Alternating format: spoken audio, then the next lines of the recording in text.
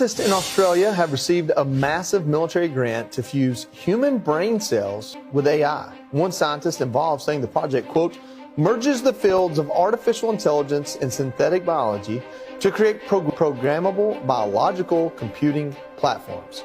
Sultan Megji is an AI expert and professor at Duke University. For so many years, we've been trying to get artificial intelligence to mimic the human brain, which is the best computer out there. Yeah. And this is a great next step. One is to help us make better hardware so that the computers that are running our AI systems today are faster, more reliable, easier, cheaper, things like that. And then the second is to actually make the AI systems behave more like humans, to have smarter intelligence, because we're really at this issue where AI systems don't really know how to learn as well as a human brain does.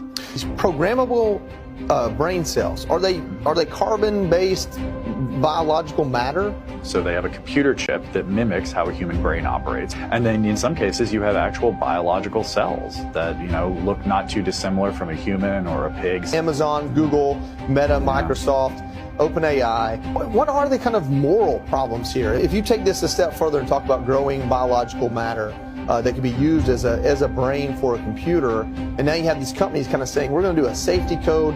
The regulatory system here in the United States hasn't been updated in a while to deal with artificial intelligence. There are a lot of rules about what you can do with biological cells, so it changes the game there.